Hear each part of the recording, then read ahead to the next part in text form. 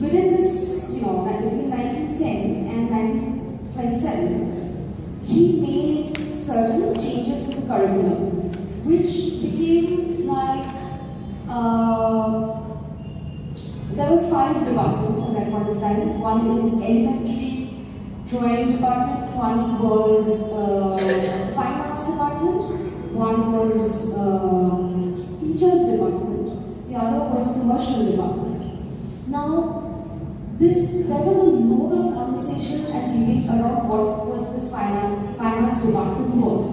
Because Percy Brown joins after Omrinath exits from Government Art College, which is around 1950. So there was this gap of 5 years where the Indian painting section of Government Art College was not quite looked into.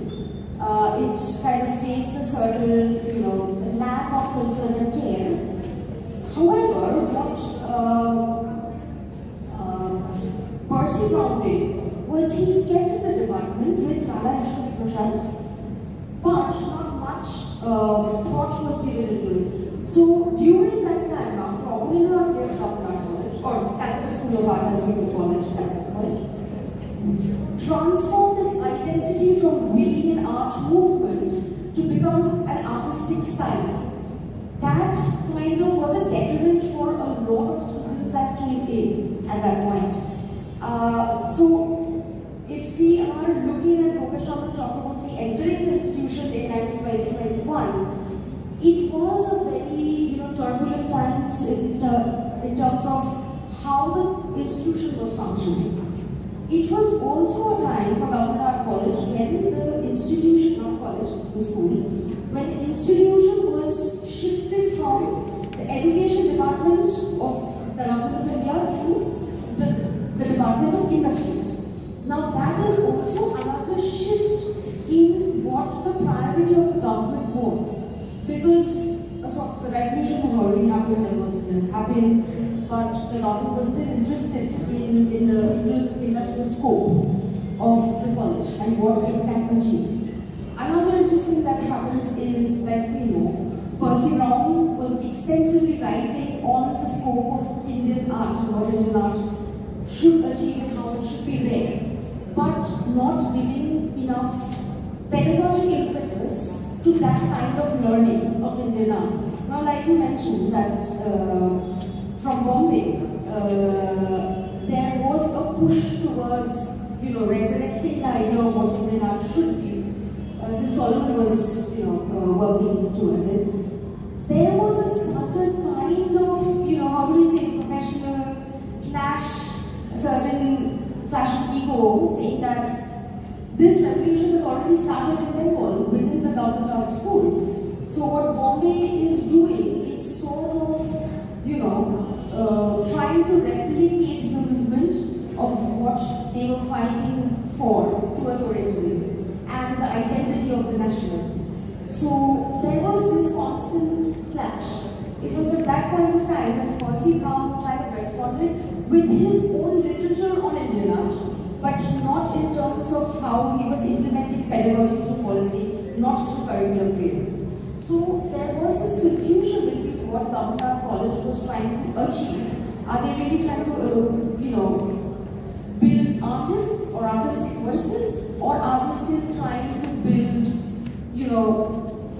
workers in the field who will continue to contribute to the industrial scope of our field? So there was still this confusion until they joined in 1930s. That is when a larger change happens. That is the first time after Rabindranath that Indian faculty kind of got the leadership position, because while Percy Brown was the principal, Jamni Prakash Ganguly was the principal, vice principal and the acting principal. But he was not given much of a choice or the liberty to do things. So that therefore 1920s becomes a very interesting term. Why? We don't find too many artists or students who have become artists from that 1920-26, that phase. Because, the larger attention is going towards Kolkata, the larger attention is going towards what Oriental Society of Arts is, the amount of exhibitions that they are doing. It is the same time when Oriental Society of Arts is doing their London exhibition at Victoria, London Music. So the media, the channels through which they Provashi, important review, the places, the places that write about artisan art or were writing at that time was focusing more on these two institutions. While the 20s decade in Government Art College didn't get that much attention in terms of how artistry has been written or recorded. So it is therefore very interesting to think why Gopesh Chandra Chakravarty might have entered Government Art College at that point of time and left, apart from the understandable hardships he might have faced living in a city, which is very demanding at that point of time. So, so when we are talking about 1920, these are the things that we have to keep in mind, and then position an artist like Gopesh Chandra Chakravarty and how he began his career, and with what kind of struggles or shifts that came with it. One more thing, again, very difficult to find archival sources for this. So, what is your impression of the Bengal wash technique among government art students like this? It's been around for almost 2 decades right now in the early 1920s. We know we use wash technique in many of the forms, although in a way quite different from how our Imanat or Imanat was in other forms. So, what do you think about wash technique?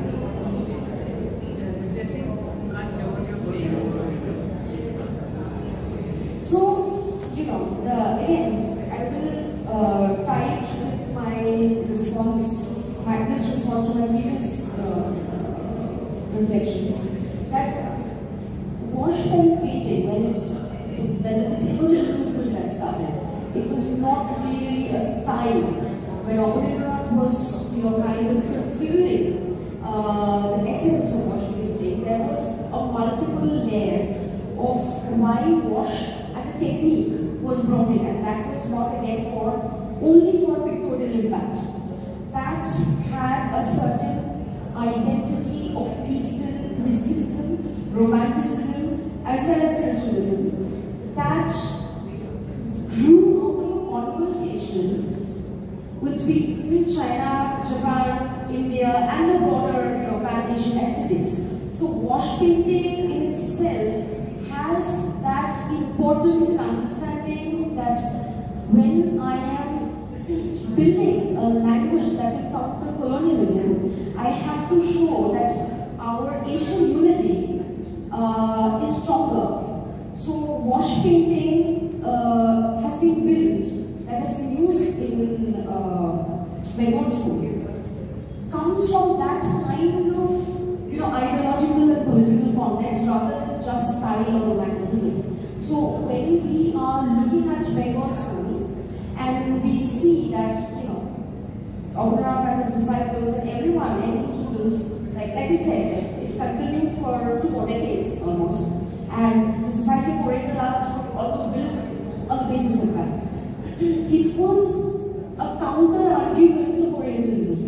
And wash, the idea of wash was that tool to pictorially make a difference between Western academic naturalism with that of what Asian aesthetics and pictorial aesthetics should be.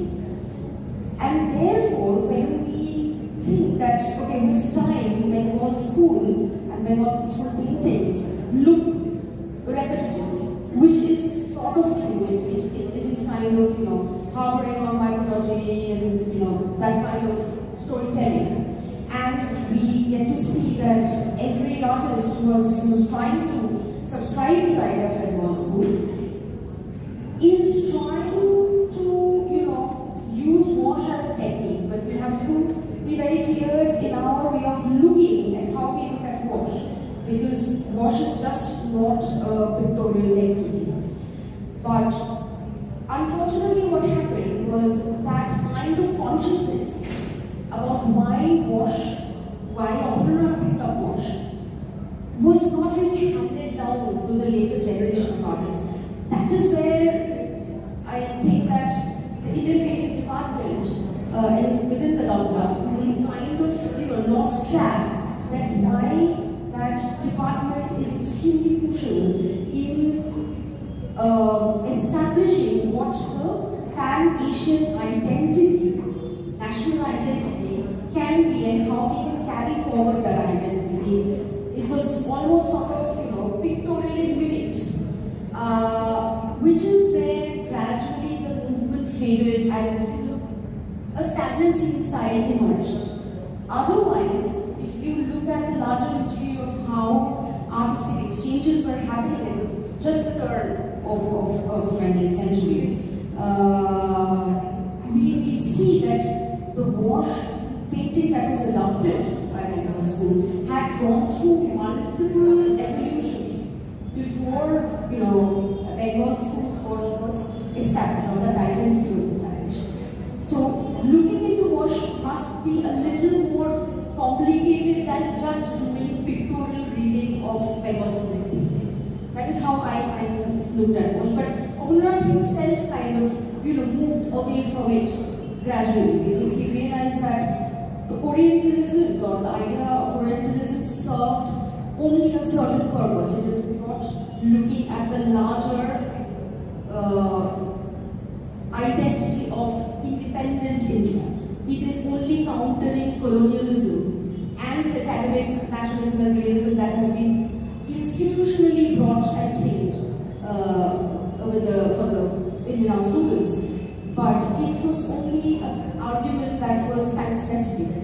It is therefore, Bengal school therefore didn't manage to